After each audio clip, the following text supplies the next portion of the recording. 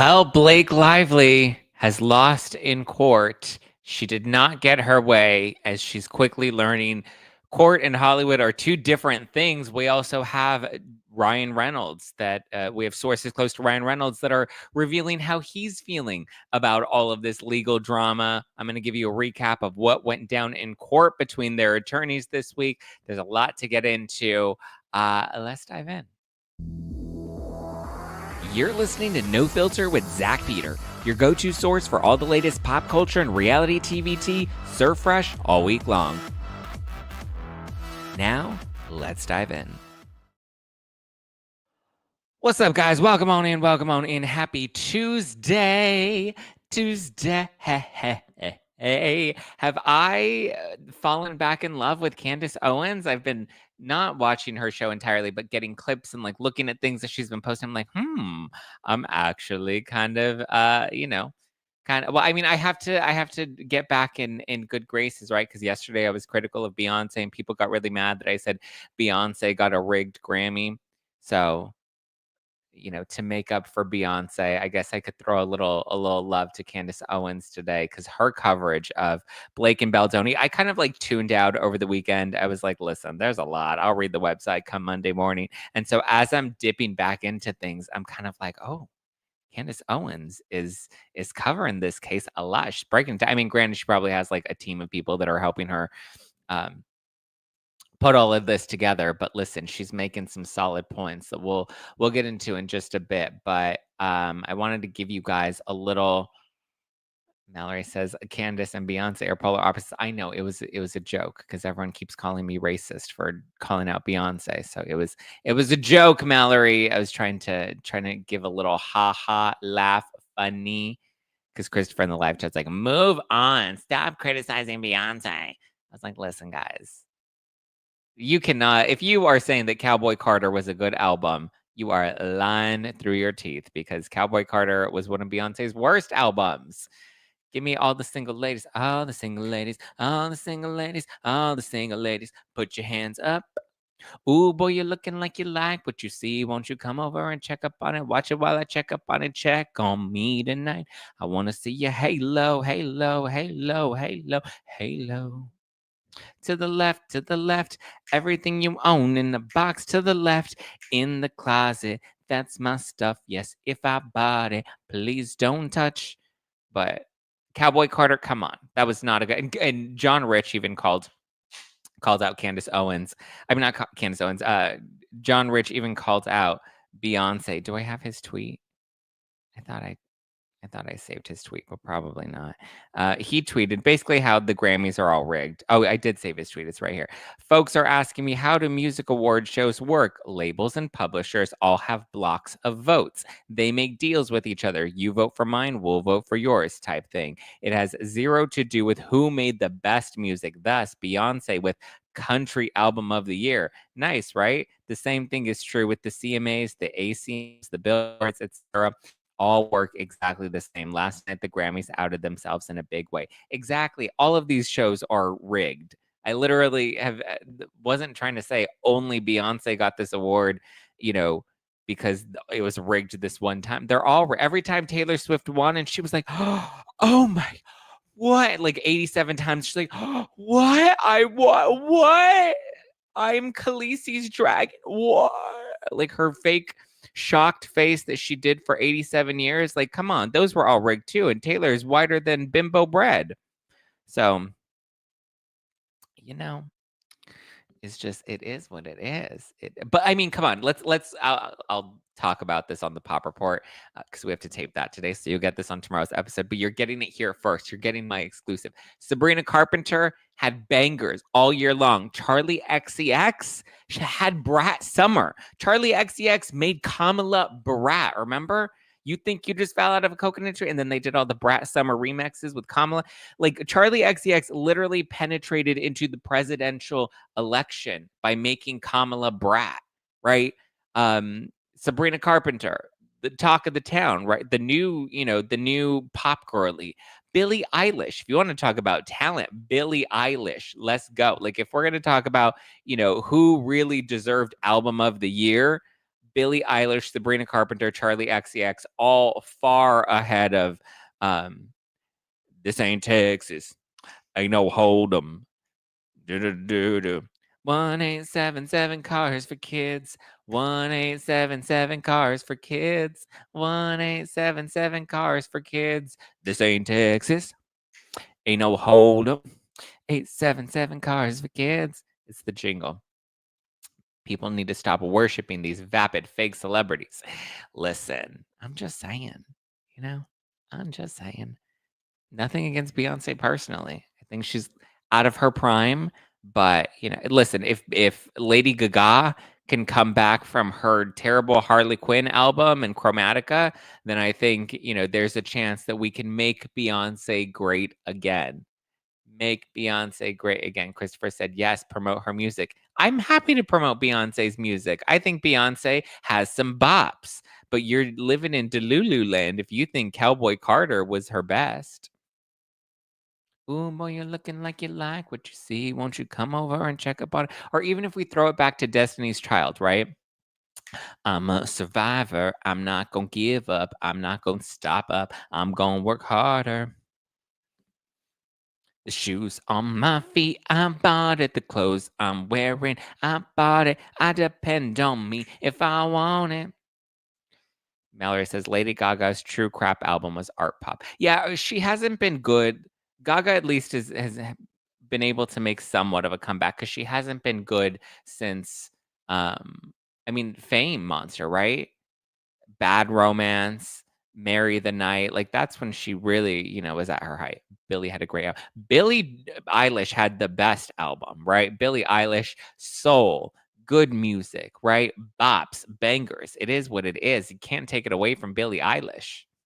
She deserved album of the year. Or if you wanted to go based off of like pop culture and popularity and streams, then fine, you could have given it. If you were going to go solely based on streams, then you would have to give it to that terrible Tortured Poets album that Taylor Swift released, which was terrible. That wasn't a good album either. I'll criticize Taylor, and like I said, she's as white as bimbo white bread.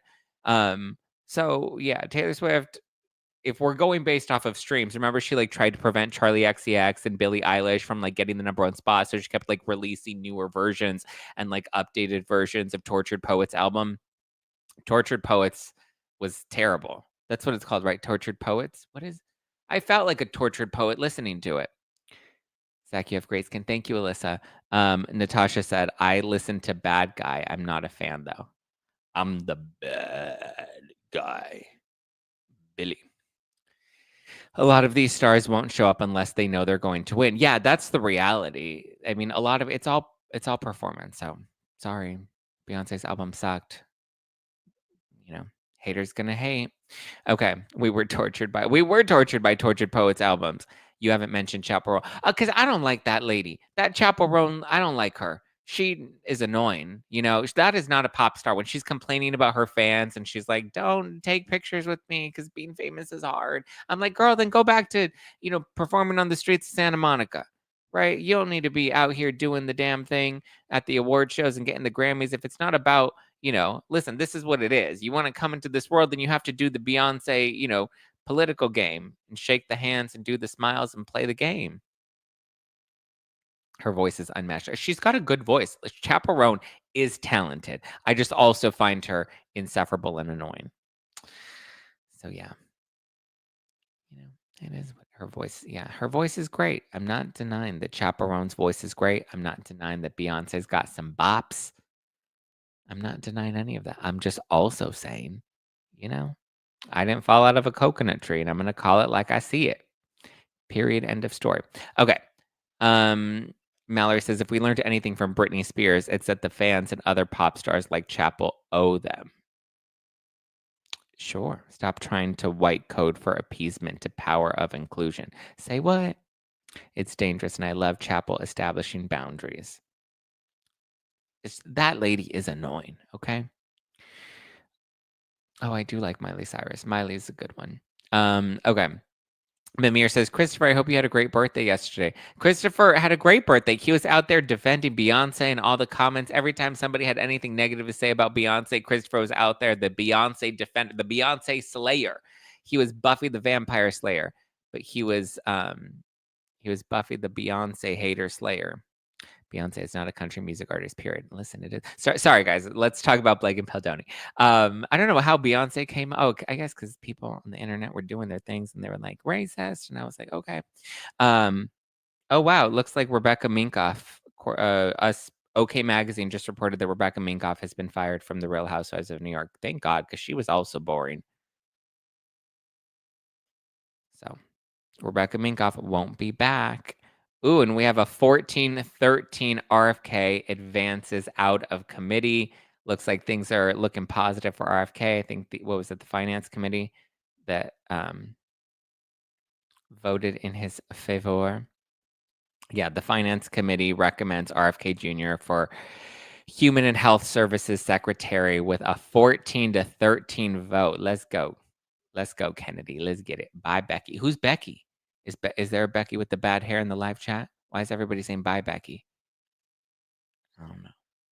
If Becky was here, she's exited herself out of this live chat. Okay, let's do a court recap on what went down in court this week. So both Baldoni's attorneys and Blake Lively's attorneys appeared in court for our first pre-trial court hearing. We touched on it a little bit after yesterday. We had we're doing some live tweet recaps, but here's the snippet, the highlights of what went down in court this week. So judge basically told both parties, knock it off. Stop with your media games. Stop playing the press against you, because obviously Justin Baldoni's attorney was out there doing interviews, and he was talking to Megyn Kelly, and he was posting the website, and he was out there doing all the damn things, trying to make Blake look bad. And so the judge is like, listen, can you guys stop it? Because Baldoni's attorneys were like, well, Blake Lively's team was out there doing the same thing, and they were planting stories, and they were leaking things to the New York Times. And the judge is like, listen, both of you guys behave. Otherwise, I'm going to move up the trial date, and it's going to come a lot sooner than you're expecting it. Because right now, it's scheduled for over a year from now. It's scheduled for March 9th, 2026. So we have over a year. We have, 13 months until this trial? And judge said, if you keep not behaving, then I'm going to make sure I boost this trial up sooner. And I'm just like, please misbehave. Please continue misbehaving. Baldoni's attorney's live, like, please keep hashing it out in the media. One, because we're living for it. And two, we want this trial date bumped up a lot quicker, right? Kitschy Yo-Yo says, I want Judge Judy for this. Could you imagine Judge Judy? She'd be like, Blake, like, zip it. She'd be like, so it says here, you said that he called you sexy. What do you mean by sexy? And then Blake would be like, well, Your Honor, it made me really uncomfortable that he said that to me. And then she'd be like, but it says here in your text message to him, based off of the Baldoni website, that you referred to your outfits as sexy. Explain it, ma'am. She would hold Blake Lively and her bad hair to the fire. She'd be calling out Blake, don't pee my legs. Don't pee on my leg and tell me it's raining. Exactly. Judge Judy would have none of it. She'd be like, not today, Blake. Not today, Ryan Reynolds. So judge doesn't seem to be tolerating any of this either. He denied Blake Lively's request for a gag order. They're like, no, we're not going to gag Baldoni. He doesn't like that. He has no gag reflexes.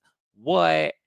And then Blake Lively texts Ryan Reynolds after, and she's like, I heard that the gag order didn't get approved. Don't worry, I don't gag either. I have no gag reflexes here either. That's what Ryan loves most about me.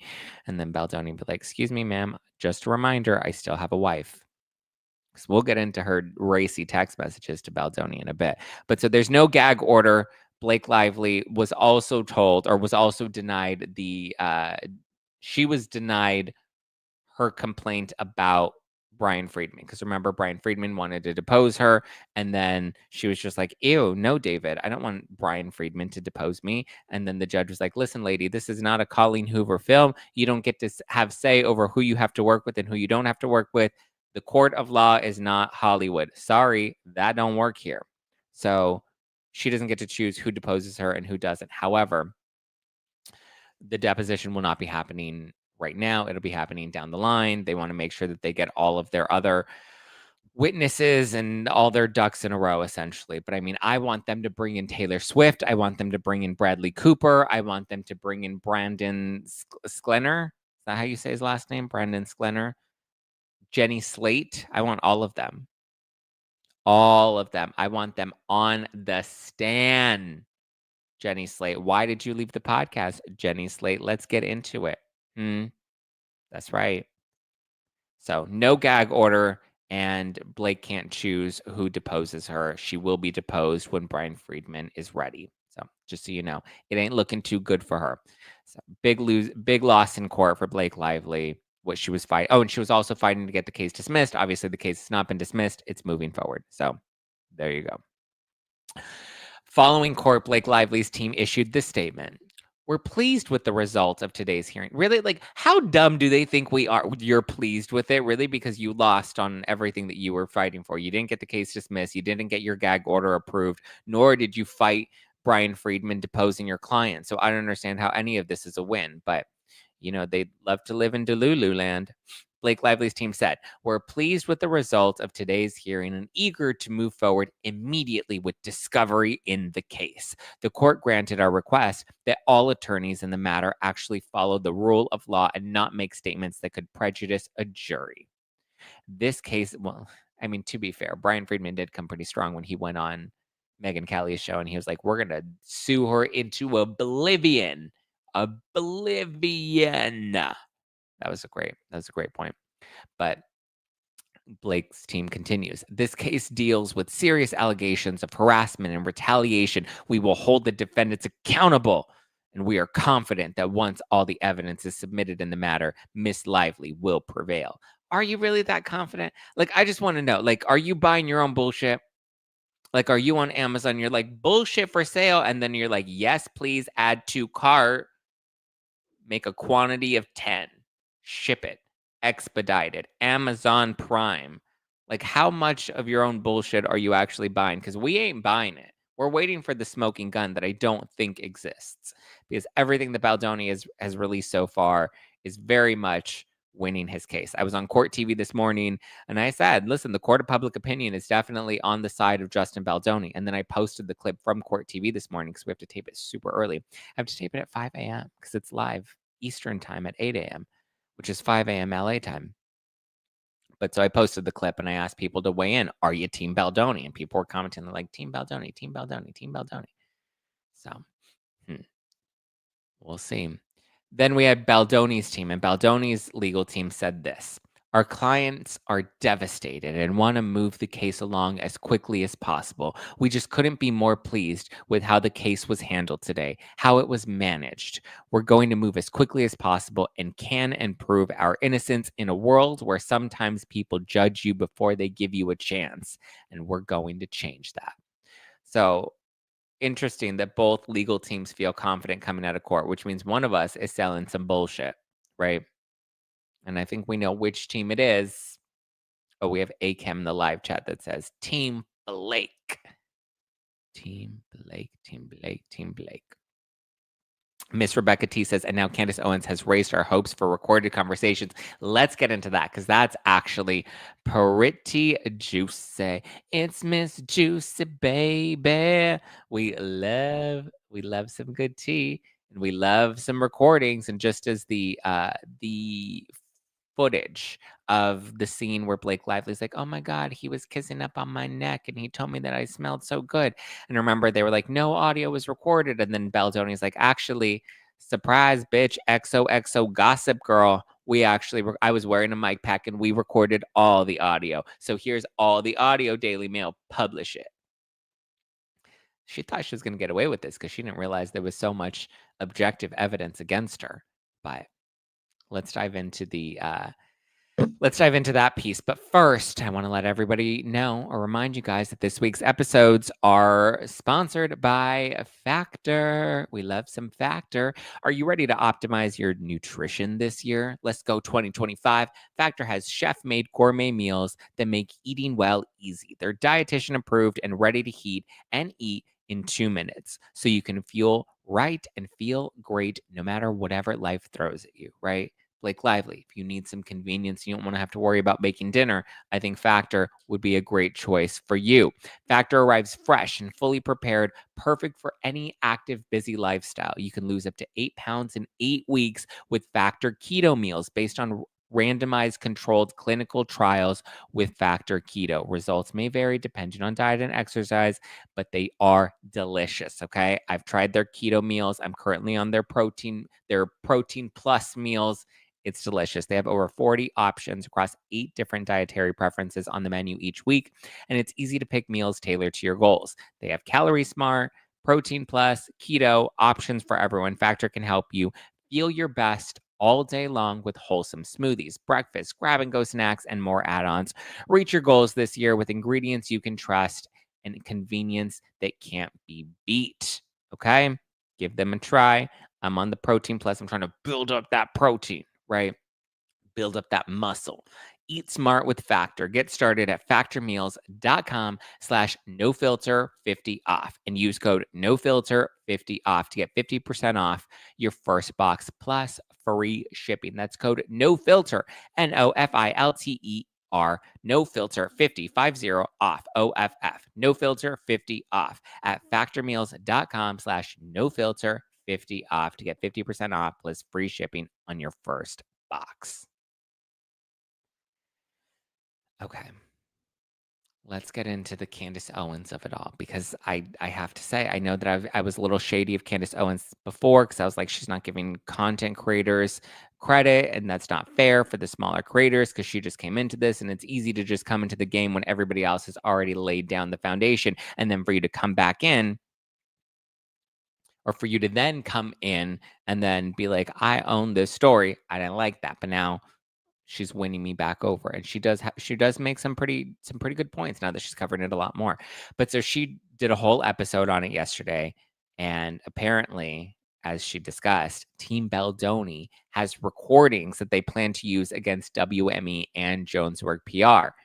They claim that the drip will be slow and painful, right? You know, when they waterboard you and then they do drip, drip, drip, drip, and then every drip, drip, drip gets more and more painful.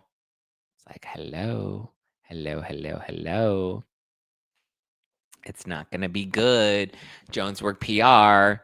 It's not looking pretty for Stephanie Jones or WME. And the more we dig into WME, we're like, what in the collusion is going on here? Right. So they were recording things. They were been recording conversations. I guess somebody was started to get a gut instinct that things were not looking too good for with Blake and Ryan Reynolds as Ryan Reynolds was inserting himself. And I think they were expecting at some point, which is probably why they decided to hire Crisis PR. They were expecting at some point for the other shoe to drop. And then we have not the TikTok, the Reddit post from 6-ish months ago, which was prior to the filing that alleged that Blake Lively was threatening Sony, saying that she was going to go to the New York Times and give them this harassment story if she wasn't getting her way. And then ultimately we see that all come to fruition. So it seems like the writing was on the wall for quite some time. And I'm pretty sure following that January 4th meeting where Blake Lively was like, this behavior needs to stop and we're not going to do this anymore. It seems like that's when Baldoni and his team were like, all right, we need to document everything. We need to make sure we stay on top of things because this ain't going to end up well if she decides to go public with these allegations. So it seems he was very much prepared for Blake's little games.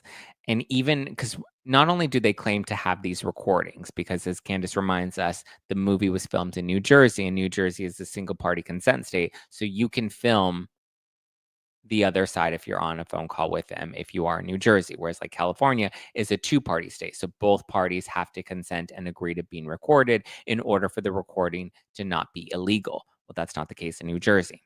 So we're starting to see that they were building up their evidence. Even, when we went through his original lawsuit, we saw that there was the complaint about the PGA mark. Remember, Blake Lively wanted to get the coveted PGA mark, which is a special producer credit that you get for people that do majority of the work on a project. She wanted the PGA mark. She was basically pushing and influencing everybody to write letters in support of her so that she could get this coveted PGA mark.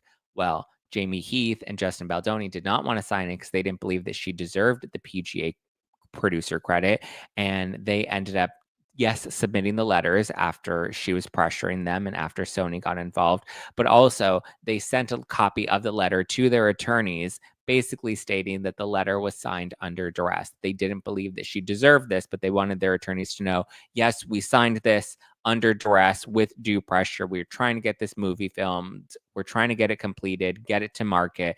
And she's just not being the easiest to work with. So to appease her, we signed this letter, although we do not believe that she deserves this credit.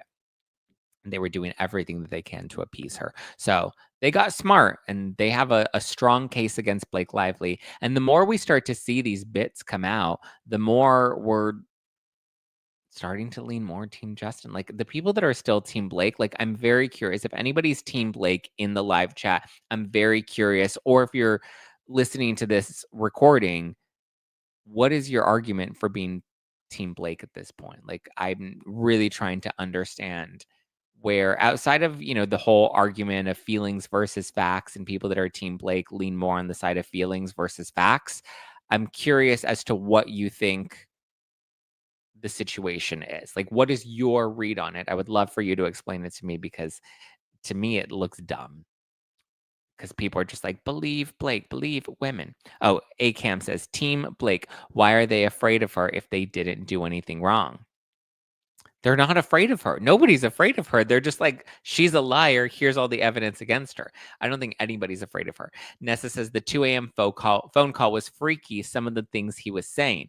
Well, Nessa, it's so interesting. So I don't really pay attention to like mainstream media coverage of this stuff. I kind of like to dig into it all myself. And I don't even like to watch even Candace Owens. I watched her for like maybe a minute and then I tuned it out. Like I don't like to watch other creators too much, not because I don't want to support them. I absolutely support them, but it's because I want to make sure that any ideas that I formulate are completely mine, and I'm not like taking influence from anybody else. Like I'm not trying to copy anybody else.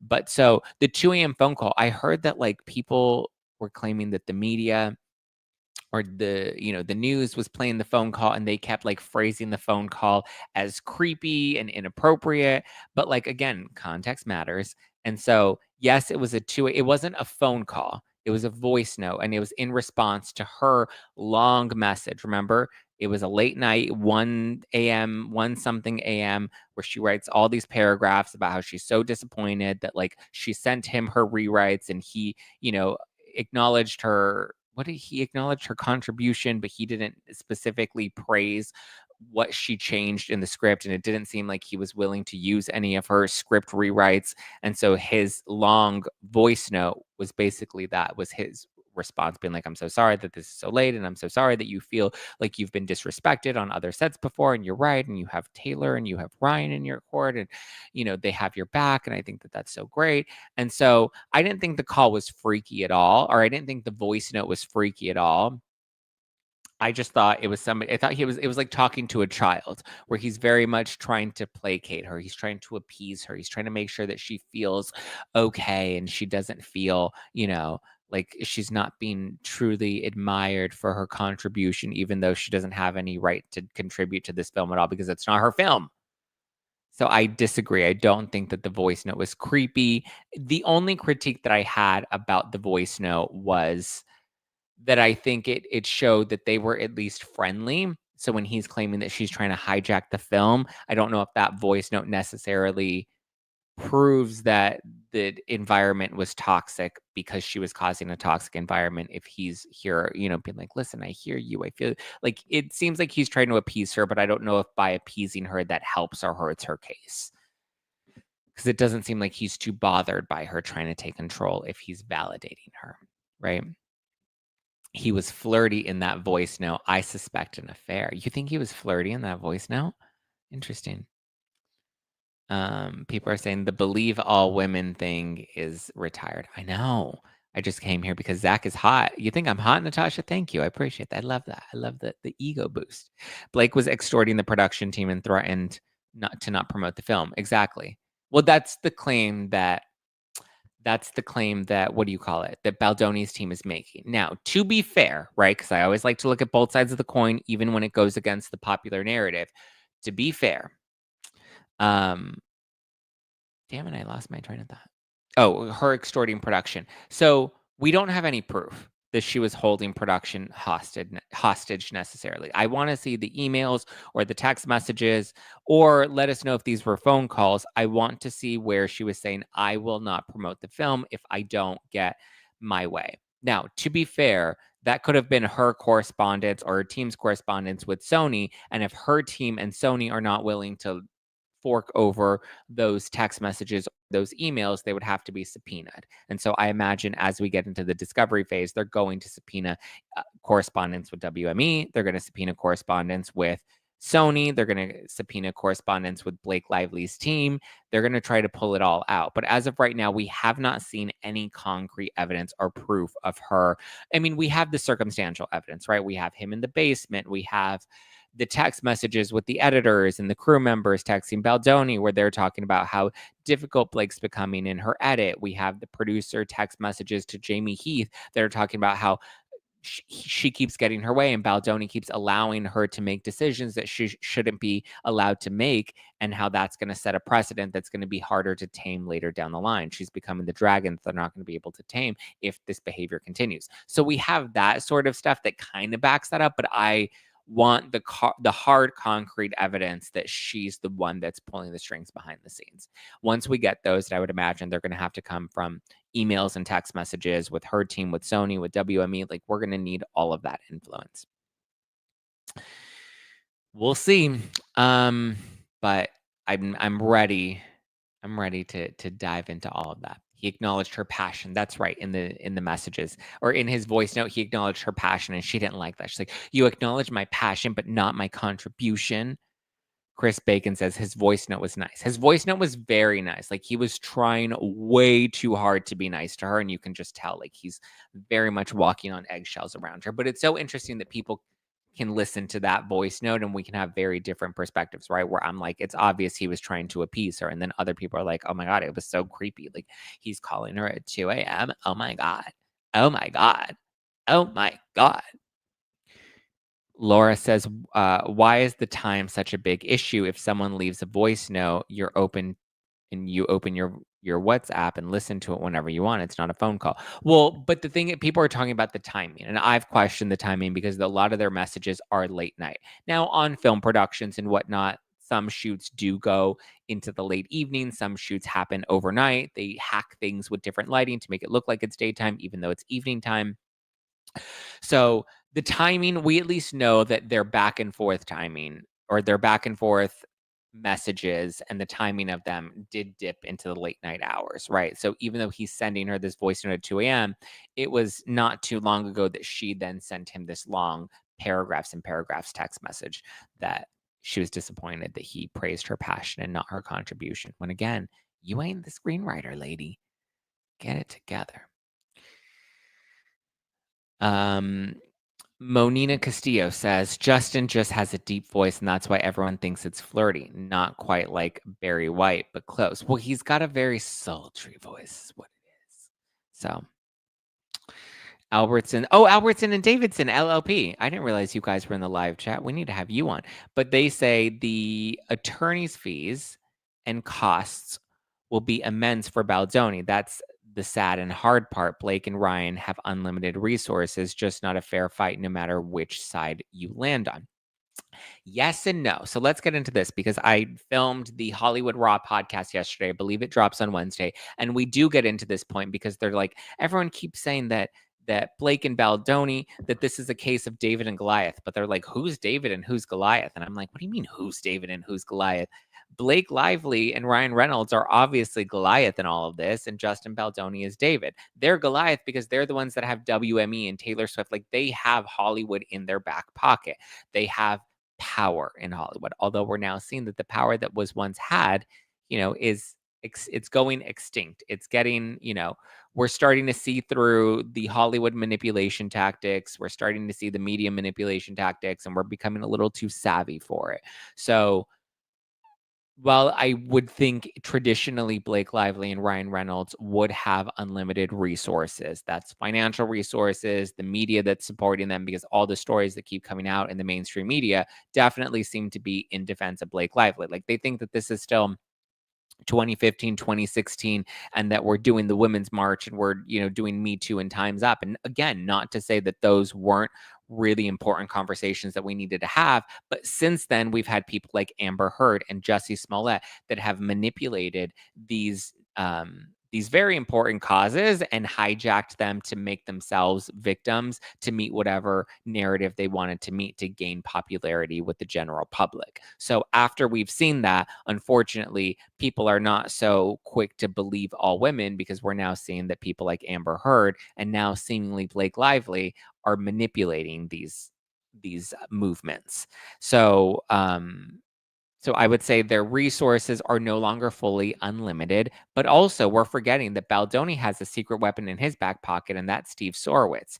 Sorowitz is a very wealthy man with unlimited resources, right? Like his goal is to donate $1 billion to charity before he passes away. So that's a man with money to burn. So right now we have Ryan Reynolds' money that's being burned in all of Hollywood. And then you have somebody like Sorowitz, who is just has truly unlimited financial resources that can carry this on for decades to come if he wanted to. Now, obviously, I don't think it'll go that far. I don't even know if we'll make it to trial next March. I think at some point Blake's team is going to have to fold. So, you know, yeah. I think Blake and Ryan were the Goliath, but they didn't realize Justin Baldoni's got the right stone and the slingshot, and he's about to take out Goliath. And we're here for it, right? We don't like when people manipulate us or try to convince us of a narrative that isn't a narrative based in reality. And even like Blake Lively's team, her legal team coming out and being like, we're so happy about what went down in court. This was a win for us. And I was like, really? Because the 3 points that you walked into court with, 1, to get the case dismissed, 2, to get the gag order upheld, and 3, to not have Brian Friedman depose Blake Lively, you lost all 3 of your biggest points. Like none of them got approved by the judge. The judge doesn't seem to be on your side, but also the judge doesn't seem to be happy with Baldoni's side either in the way that he's playing the media game. But all he's really doing is playing Blake and Baldoni at their own game, right? Blake set Baldoni and Heath up. Well, it seems like that. So let's get into this piece because I read this. Oh, we'll get into Blake and Ryan's reactions. I guess we can read those now. So there was a source in Us Weekly that came out claiming that Blake Lively, so there are sources close to them that have given us their reactions to what went down in court this week. And they claim that Blake Lively's very stressed and she's upset and she just wants all of this to be done. Like she's having a hard time coping with this legal drama, which I would imagine because everybody's picking everything apart from her side. But then we have Ryan Reynolds, and people are saying that Ryan Reynolds, or sources close to them, have told Us Weekly that he's more confident that the truth will prevail in court, and he's been consoling his wife leading up to the pre-trial dates. I think we're all pretty confident that the truth will prevail in court. The truth just isn't on your side, buddy. Sorry, Deadpool, but you're gonna have to lie down soon. It ain't going too well for either of you. I would understand why Blake is stressed and upset. I'm pretty sure she didn't even want any of this. I think he's the one that pushed through it. And then there's this text message. So obviously there are a lot of text messages that are published on Baldoni's website, but this one specifically really got me. And I read this on Instagram and people really loved it. And so it's from my new favorite book, which is the website that Justin Baldoni published against Blake Lively, with starring my new favorite Game of Thrones character, Blake Lively. So I'm going to give you a little story time to enjoy, and then we'll get more into the commentary. But this is one of my favorite text messages that I think really does set the stage for a lot of what the hell was going down and why Baldoni and his team probably started to make sure they were screenshotting and recording everything. So this message comes from Blake Lively. She says, "You're the absolute..." Oh, I think I actually have it up here that I can put it on the screen for you guys. Do I? No, maybe I don't. Oh, here it is. Right here. Okay. Blake Lively says, "You're the absolute best. Thank you." Praying hands emoji, heart emoji. "What you did inspired me. I love what we're going to do." And then Baldoni emphasized it. Just, the little exclamation points where you, instead of hearting it, he emphasized it. And then she said, She writes Baldoni, I can send you my pass at the roof or just read with you when we get together next week. Let me know what you prefer. Smiley face. If you knew me in person longer, you'd have a sense of just how flirty and yummy the ball busting would play. It's my love language, spicy and playfully bold, never with teeth. And him serving it back to her is just as important. You don't usually see both the man and the woman with such agency and humor. Anyway, I can act it out for you next week to make sure it comes through, or I can send it now. Let me know what you prefer. XX. To which Justin Baldoni responded, Sorry, was just crying my eyes out as kids and family just left for another 5 weeks and it was a shit show. Heart emoji, heart emoji, heart emoji. Which is funny. He also responded, yes, send. It's so important to the film, and I can't wait to play and find it. I agree so much. Lily needs to be strong and witty, playful and bold, and that's why I wanted you. It's also one reason why I wanted to age her up. If a woman like you could fall into that relationship, then anyone could. And the more we love them, the more devastating Act 3 is. So these text messages, I don't know about you, but I'm feeling 22.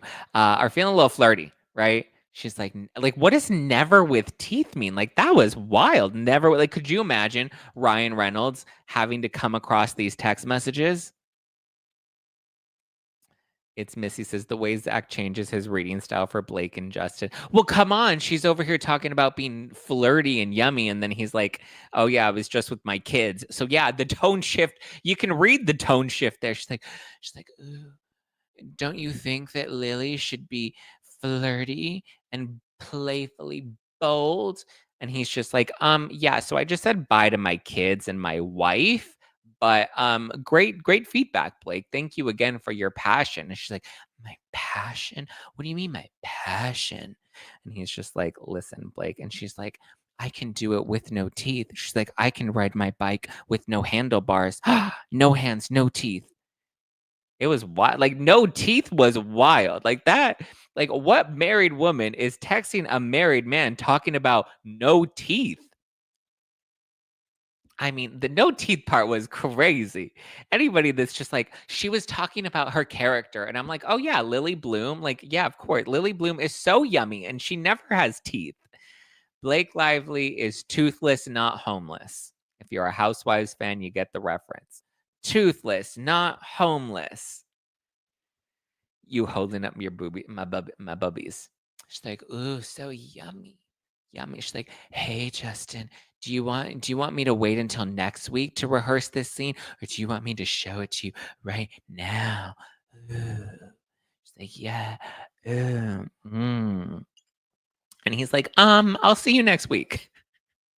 Flirty, yummy, passion, no teeth. Are those the words you use to text your boss? Yeah. If you claim that somebody is harassing you and then you're just like, ooh, so yummy. And if only you knew me in person longer, you'd know just like how yummy my banter is.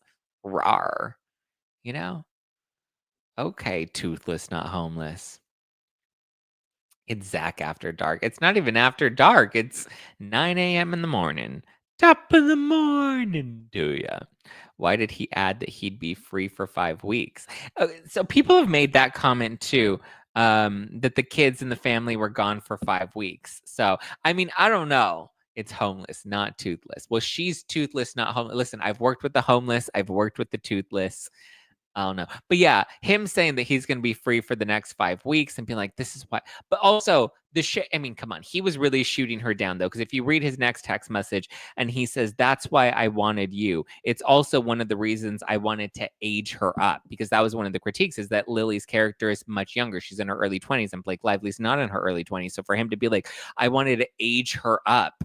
That's why I picked you." Like, that's him turning her down. He's like, remember my kids and my wife? And remember, I picked you because you're old, lady. So it was funny. That message is so disturbing. I thought it was hilarious. That was one of my favorite messages. And I went on Instagram. I was like, guys, let's do story time.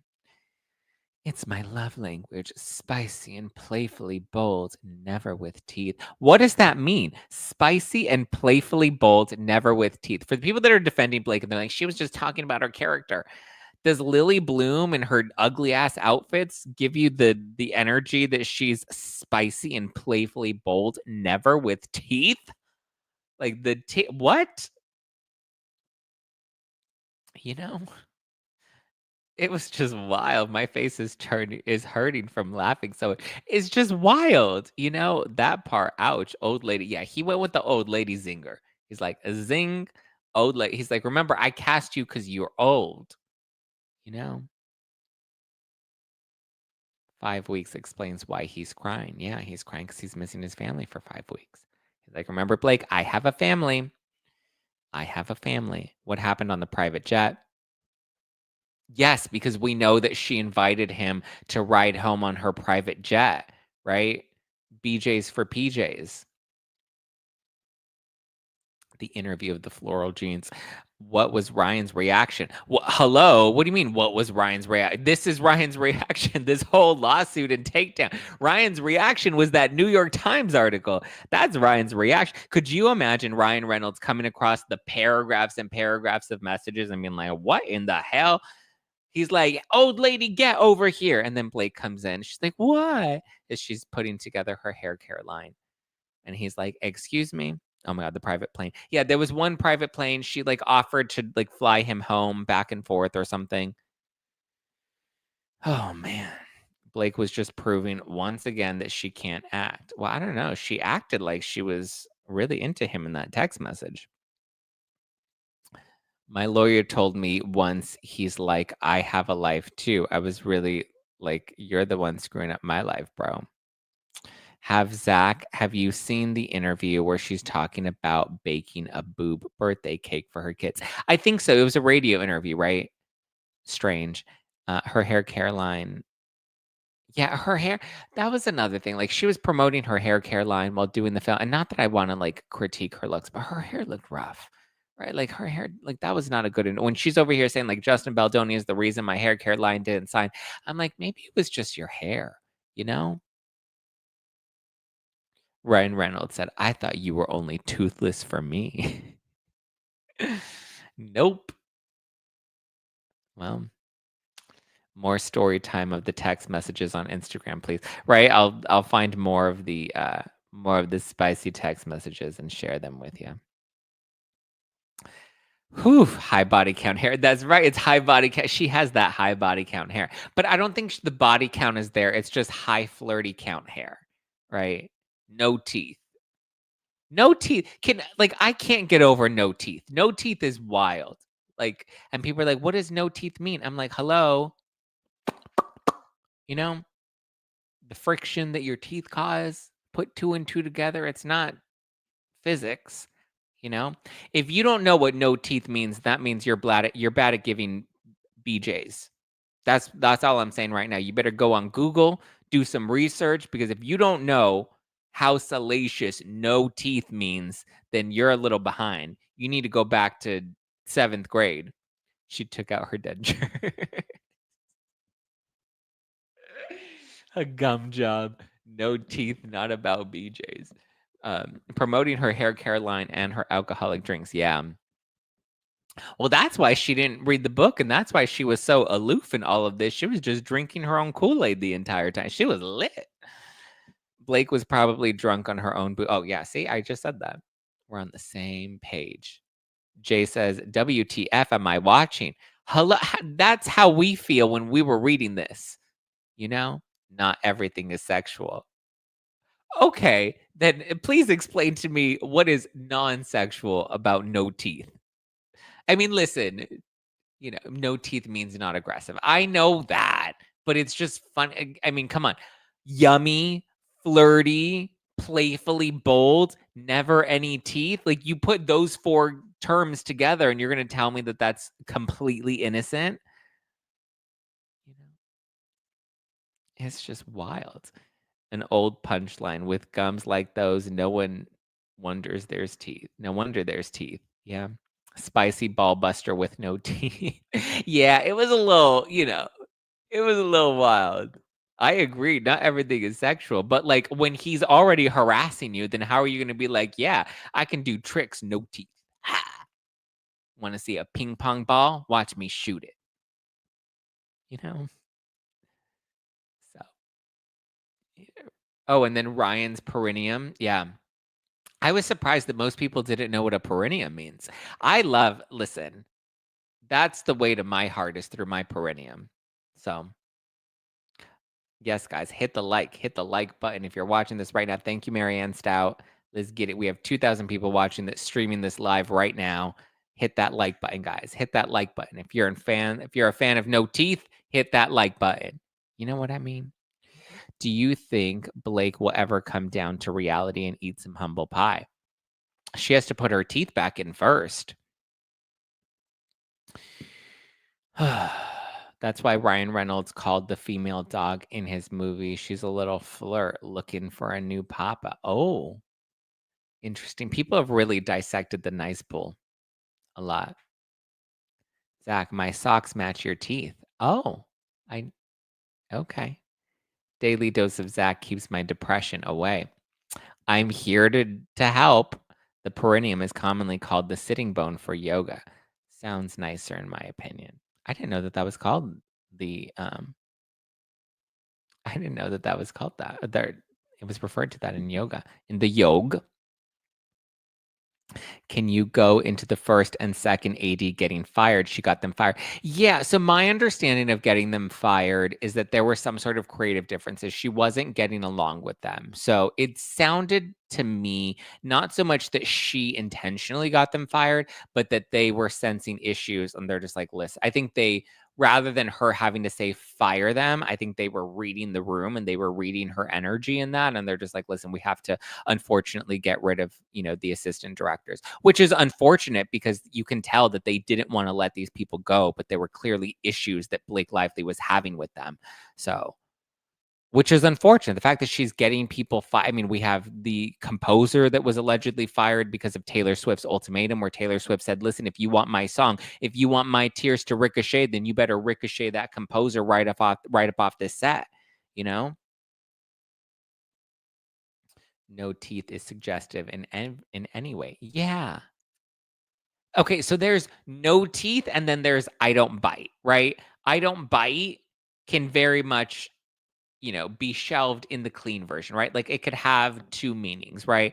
I don't bite is one thing, but no teeth is pretty salacious. Why did they go over budget in wardrobe when Blake claimed to have used a lot of her own clothes or borrowed from friends?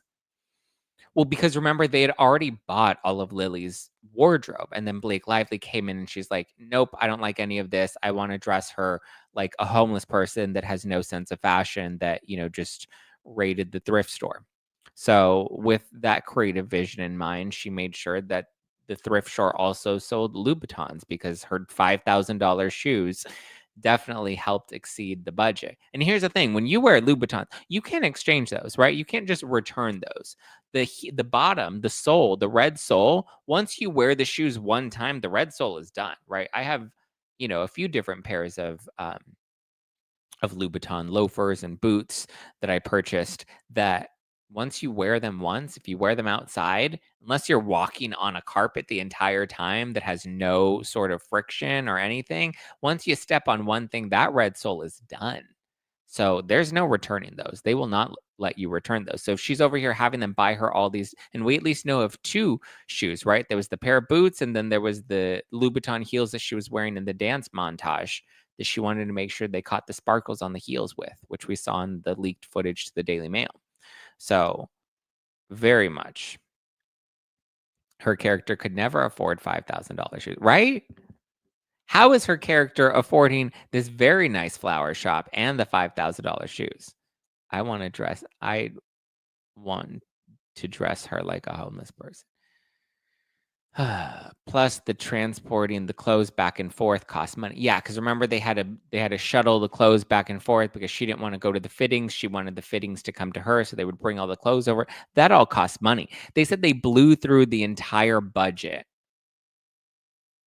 with just Ryle and Lily's clothes, and they weren't even ready to shop for the other characters because the priority had been, I mean, I would imagine mostly Lily's clothing, because you see Ryle's clothing and he's wearing like Nikes and uh, a onesie that to me didn't seem all that expensive. Okay, so what's your prediction? Will they settle, go away for a couple of years? I honestly can't see how Blake gets out of this and Ryan only gets with the divorce. Um, I don't know. I mean, this can go so many different ways because every day this case is so unpredictable, Brittany. What's my prediction?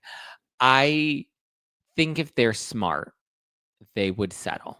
And she should just say, listen, I just had a baby. My hormones were all over the place. I wasn't thinking clearly. And if anything, her mission should then be redirected to focus solely on workplace safety and be like, listen, I felt unsafe. I didn't feel like the environment that I was in, was a healthy or non toxic environment for me to be able to do my best job. So I want to fight for more safety in the workplace, right? Whether it's intimate scenes with an intimacy coordinator, like whatever she wants her mission to be, that's what she should shift the narrative to.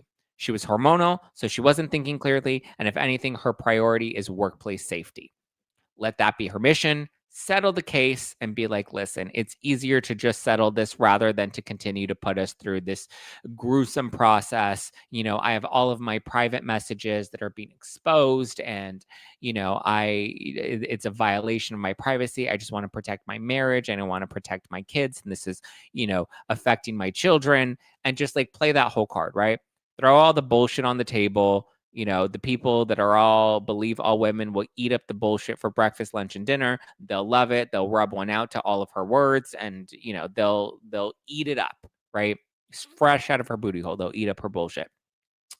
That's what she should do. Drop it, settle it, lay low, go do a couple of charity events while you lay low. Don't really go into the Hollywood sphere, but show that like you want to have legislation passed. Go work with SAG and make sure that the intimacy coordinator becomes a requirement on all sets or whatever she wants to do. Have some sort of mission forward. And then whether she's going to stay with Ryan Reynolds or not, I don't know. I feel like he probably doesn't trust her on movie sets around other attractive men. And she probably no longer trusts him because he pushed forth this entire lawsuit that it seems like is really hurting her reputation. So I think I don't think that they're going to last. Blake and Ryan, I think they'll try to stick it out as long as they can for public perception. But in the end, I don't think that they will go the distance, unfortunately. I think this is definitely going to weigh heavily on their marriage. Acam says Team Blake, because I'm pretty sure Justin Baldoni said in his complaint that her and Wayfarer were scared of her, and why they were scared if they didn't do anything wrong. Why are they scared of her? Do you not remember the whole Me Too Time's Up movement? Anybody that came out with any sort of allegation, right? Even Marilyn Manson, there's like a lot of deep dives that are going on into Marilyn Manson and the allegations against him that have been disproven, right? So I think she was literally, I mean, why would they be afraid of her? Because if somebody with as much power as Blake Lively comes out and says that you sexually harassed her, that could end your entire career. That could end everything. So, yeah, I would be afraid. Even if I knew I didn't do anything wrong, we didn't come from the culture of believing the evidence. We came from the culture of believing the victim, right? It was believe all women.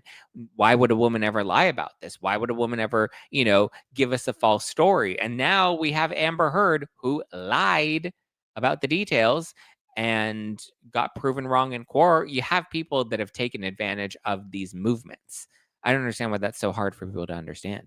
But I think they were scared because she was coming for their livelihood with false allegations. So that's why they would be scared. I think it makes complete sense.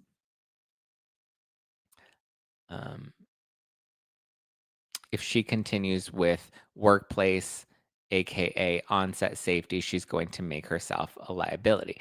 I mean, yeah, I don't think anybody's in a rush to hire her anytime soon.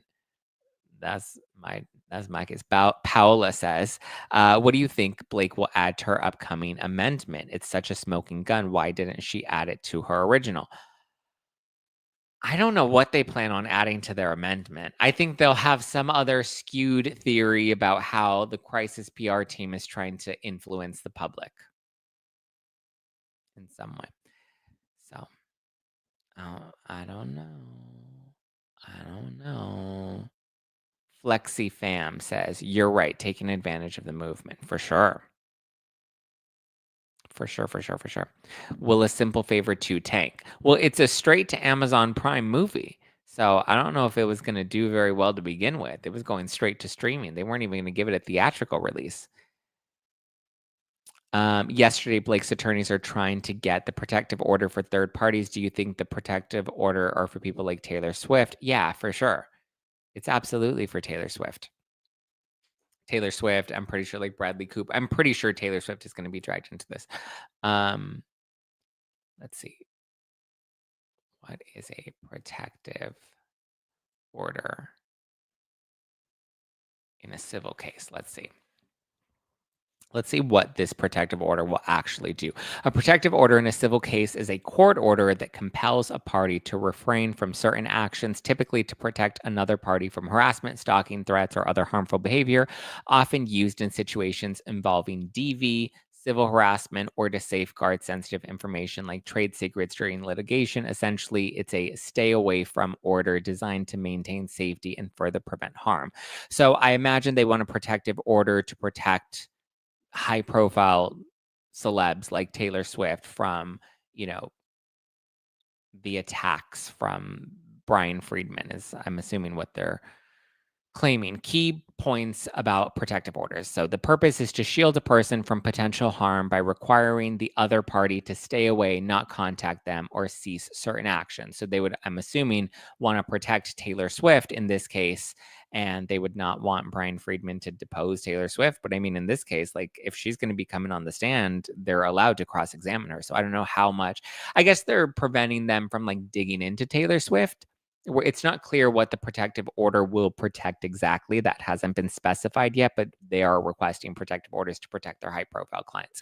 When used, frequently used in DV cases, but can also be used in other situations like workplace harassment, stalking, or when confidential information needs protection during litigation. What it can include restrictions on contact, phone calls, text messages, in person visits, limitation on approaching the victim's home or workplace, orders to relinquish firearms, and temporary custody arrangements for children. Enforcement violation of a protective order is a serious offense that can lead to criminal charges and protective jail time, potential jail time. Sorry, and this is from Google's AI. For legal advice, consult a professional. An executive protection order can include orders that the defendant not contact people protected by the order, not harass, stalk, or threaten or hurt them by the protective order, stay a certain distance away from people protected by the protective order, move out from a home that is shared. So it looks like they're just trying to prevent Baldoni and his legal team from approaching and reaching out to these other people. She contacted him first in the kiddos of the night. Yeah, with a much freakier. Yeah, I will never have someone like Taylor Swift because she is convenient. Thank you, Emily G, for the super chat or for the super sticker. And then we have Sarah G, who says, "Have you talked about Kanye's wife being in her birthday suit in front of everyone, including kids?" It's a talking point for us to discuss on the Pop Report, which will drop tomorrow. We'll definitely talk about Bianca and Kanye and them being escorted out of the Grammys. I touched on it a little bit yesterday. Zack, you said Bradley Cooper. Why did you say his name? His name was dragged into this. So I believe he's credited in the credits. And let's see. I believe he's in the closing credits. Bradley Cooper is thanked in the end credits of the movie of It Ends With Us, who stars in and produced the film. Oh, by Blake Lively, who stars in and produced the film. So Lively's list of thank yous in the credits include Bradley Cooper, amongst other celebrities, filmmakers, and her family. So these are her thank yous in the film that include Bradley Cooper. And people are like, well, what does Bradley Cooper have to do with any of this? And so there was the Reddit thread, the 6-month-old Reddit thread. Remember, prior to her going and taking this to the New York Times, she did claim that, or it was claimed in the Reddit thread that she had a private screening of the film that she showed to some of her A-list celebs, one of them being Bradley Cooper, and she showed them her first edit, her first pass of the film. People didn't really understand it because she used Taylor Swift's music video editors, and so she had to fire them and find somebody new and use somebody new to edit her film. And so it seems like Bradley Cooper maybe had given her some pointers, had given her feedback or something. So, yeah. And somebody mentioned he what do you call it? Is dating Gigi Hadid, and she's friends with Gigi Hadid. So, okay, so this is an article from People. Oh yeah, she thanked Bradley Cooper, Britney Spears, and more in the end credits. So here are the ones that she mentioned Taylor Swift, whose song My Tears Ricochet is in the film. She thanked the pop star's brother, Austin Swift. So Taylor Swift, and for whatever reason, Austin is thanked in her closing credits as well. Bradley Cooper is thanked in the closing credits as well. Britney Spears is thanked in the closing credits as well because her song Every Time was used in the film. Aaron Dessner, Sean Levy, who directed Deadpool and Wolverine, all mentioned in her thank you credits. And then she thanked her kids and her mom. And Gordon Reynolds, who is the twin brother persona Ryan Reynolds has previously used. So interesting that she listed all of these people in her thank you credits. Gordon Reynolds, I believe people have tied back to Nice Pool because that's like when he plays a parody character, he uses the name Gordon rather than Bradley. And then people have also noticed that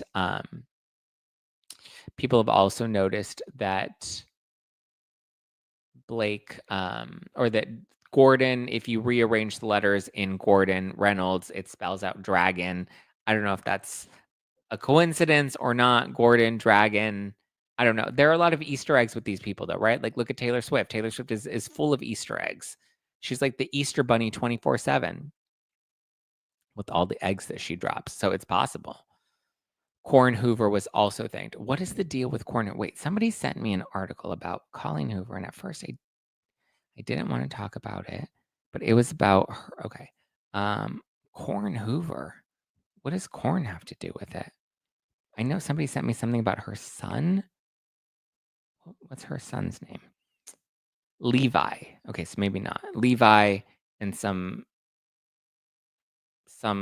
legal stuff he got dragged into because there were some assault charges against her oldest son, Levi, and people are like, well, she didn't really speak out about victims then.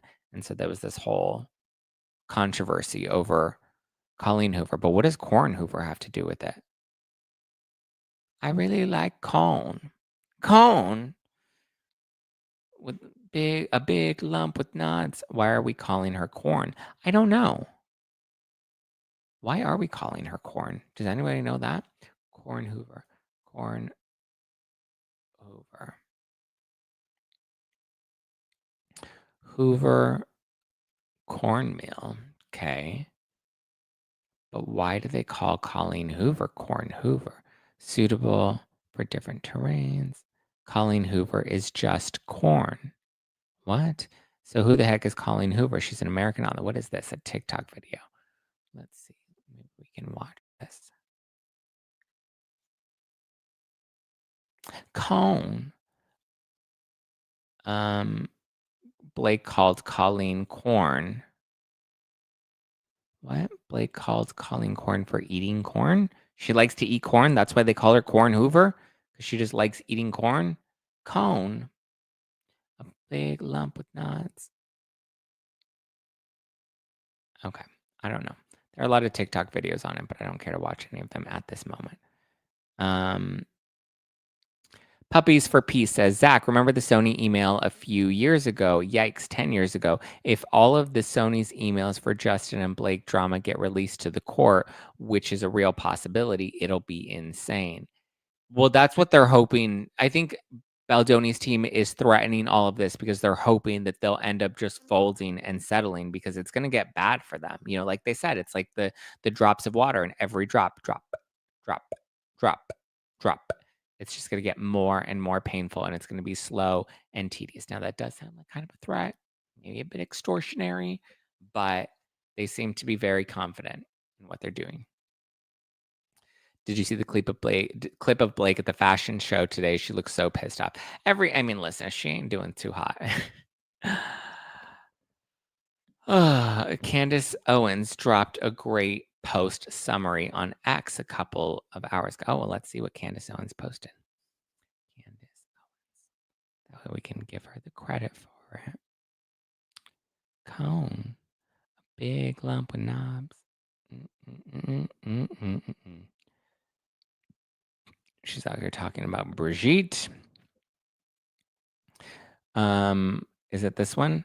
For any person who thinks Ryan Reynolds and Blake Lively versus Justin Baldoni is a case about Hollywood gossip, you're doing yourself a tedious disservice by not reading through the lawsuits. This is infinitely worse than the Amber. I agree. This is way worse than the Amber Heard case. Like, this is 10 times worse than the Amber Heard case, for sure.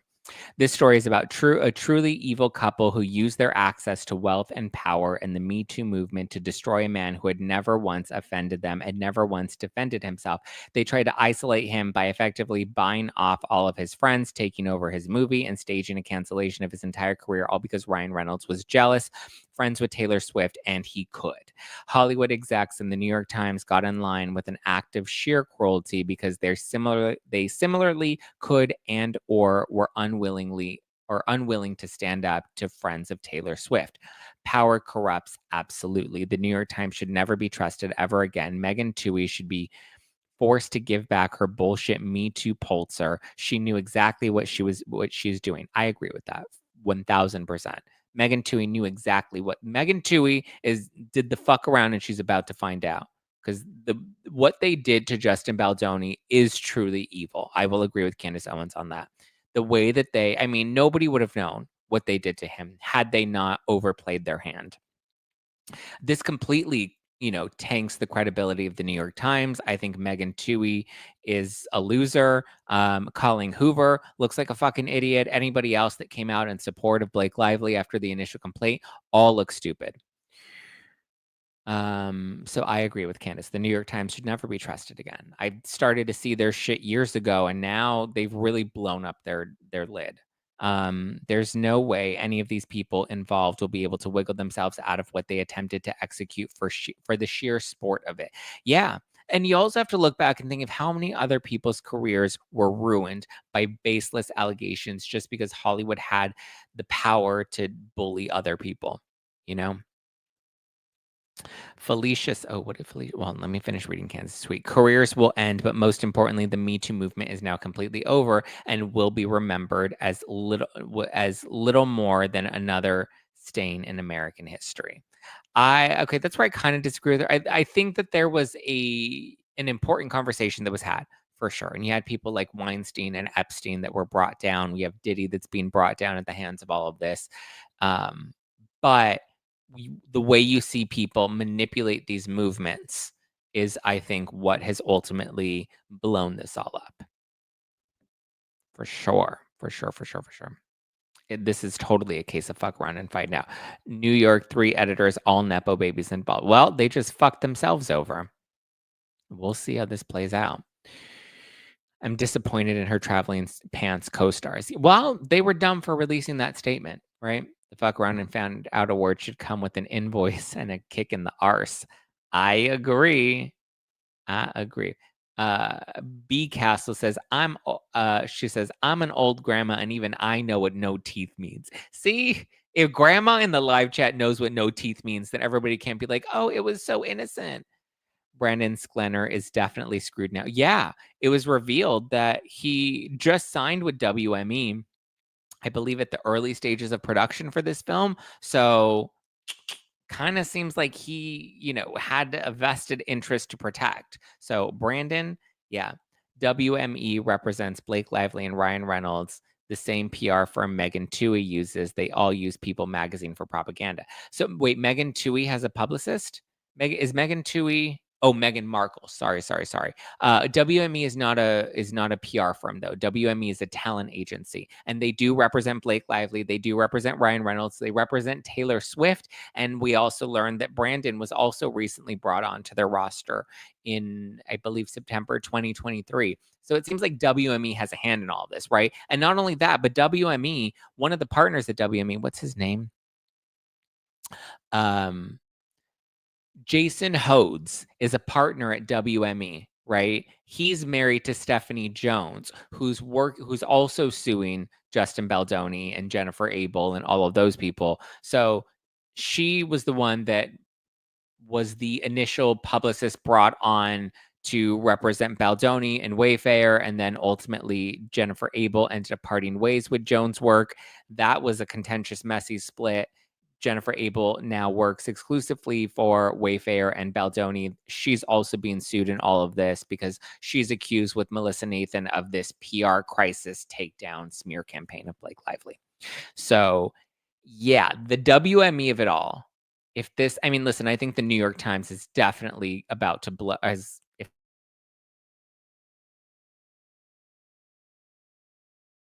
to see how fake and biased they are. But now that we're seeing what's going on with this Justin Baldoni case, WME is not looking too hot in it either.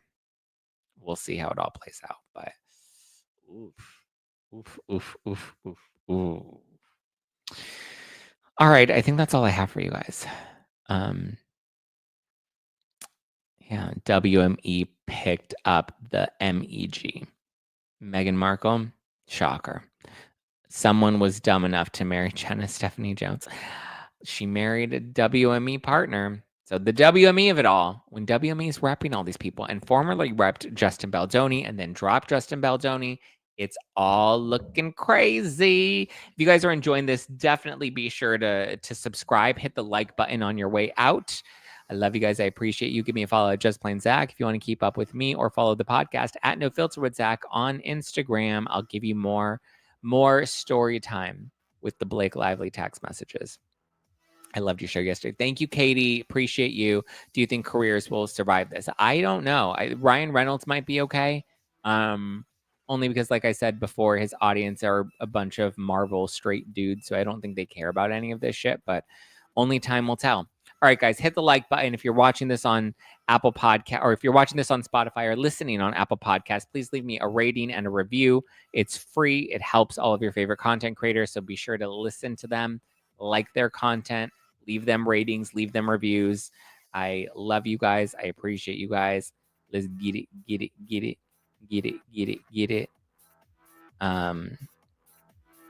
Yeah. All right, guys. I'll talk to you tomorrow. What's tomorrow? Wednesday? New episode of the Pop Report drops tomorrow.